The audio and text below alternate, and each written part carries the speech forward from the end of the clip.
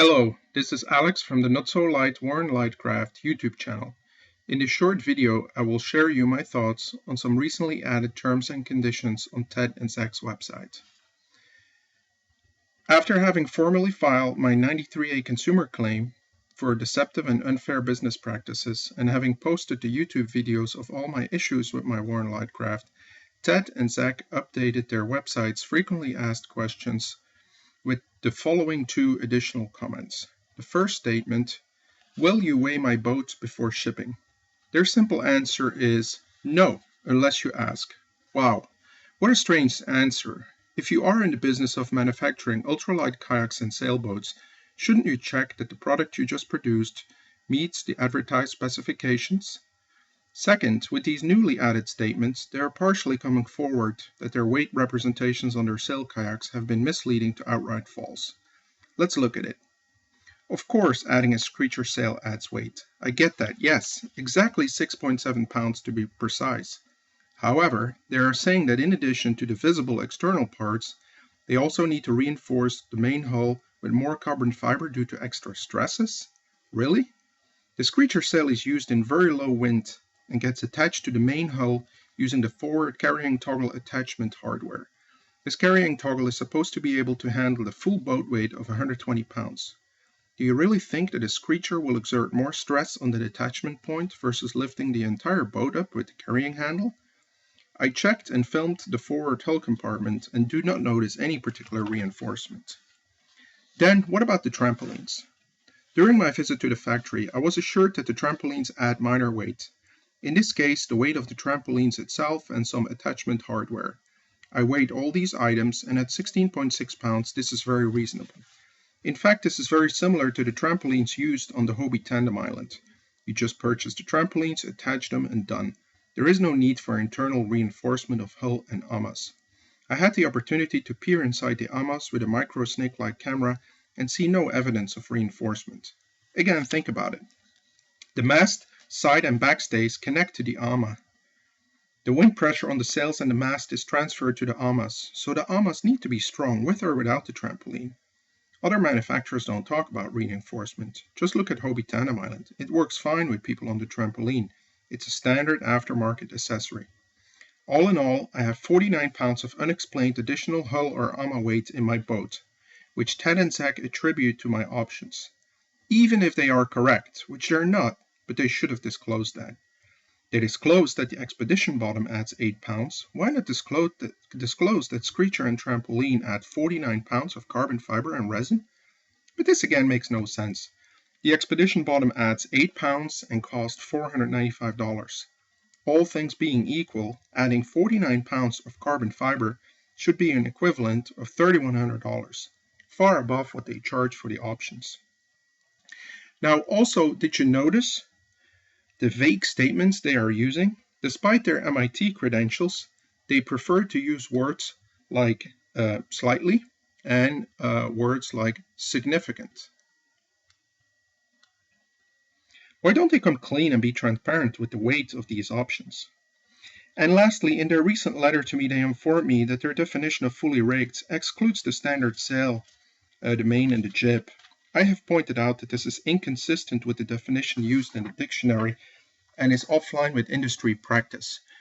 Just go look at the website of some of the competitors, such as Hobie, where here they are fully clear that the fully rigged weight, and they even give specifications. They even include the two Mirage drive pedals in their weight estimates. And for instance here, the Triac product, where they give full visibility to the weight of the components. The second change they made to their term and conditions, or their frequently asked questions better, is to make clear that they will under no circumstances take your boat back. Overweight, defective, it doesn't matter. All sales are final, and you will be at their mercy when it comes to warranty claims. Well, good luck with that. In my other videos, you can see the multiple claims I made by email, phone, letter, formal 93A complaint, and you can see Warren Lightcraft's answer. They initially ignore you, then they reject the claim, then they finally stonewall you. What do these new terms and conditions mean for you? Now, let's say you're a prospective customer and you don't ask for a formal weight of the boat and its components. Well, with these new rules here, you will probably find yourself in a situation of having zero recourse. However, if you do ask for the weight of the boat, the situation could get very interesting. Ted and Zach could do the following. Firstly, they could ignore you and decide that they'd rather not sell you a boat which you will put on the scale and verify. This would be the best outcome you could ask for. You probably saved yourself a lot of headaches and frustration.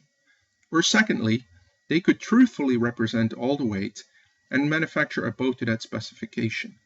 However, you probably won't like that weight, or at least see that their boats are not that much lighter versus the competition. Or three, knowing that you will weigh your boat, they may upgrade certain components to lighter materials to meet the weight specification. For example, use a carbon fiber mast and crossbars. Well, this is very unlikely to happen, as this will raise the manufacturing cost. And fourthly, really the worst option, they could manufacture a boat using so little carbon fiber and resin just to meet the advertised weight specification. However, you will end up with a very fragile boat. Let's face it, despite my boat being 40% unexplainably overweight, I've had to deal already with multiple cracks and damages. In this update to their website, they also warm you up to the idea that they can sell your boat very quickly, should you decide to sell it. If you believe this claim they make, I would ask them two things. One, what commission will they charge you? And two, ask them for customer reference where they have done so. I know at least one customer for whom it didn't work out so well. And lastly, they increased the price of the Tandem by 20% or 25% better to $19,985. So it really looks like they no longer really want to sell this boat. How interesting. Well, they tend to do that. Their ultralight sailboat trimaran suddenly disappeared from the website, as did the turbo-designed single-person sail kayak.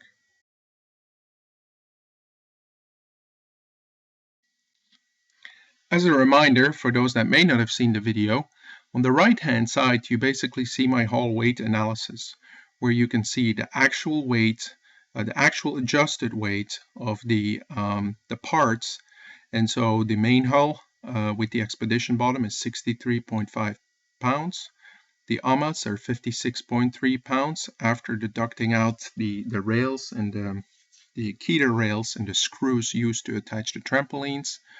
The crossbars weigh 28.4 after deducting out the parts that are related to the trampolines and the screecher sail. You can see the mast after deducting out the weight of the screecher accessories is 15.4. The sails are 11 pounds. And then you have the weight of the options where I took the base options but added in the accessories that are attached to the boat. So in essence, so if I look at my 199-pound boat, I think it's very reasonable that the options weigh 24.5 pounds, which I indicate there at the top. But however, the boat is advertised at 126 pounds. So the difference in between 175 pounds and 126 pounds is 49 pounds over the advertised weight. That's an additional 39% that Ted and Zach never quite explained.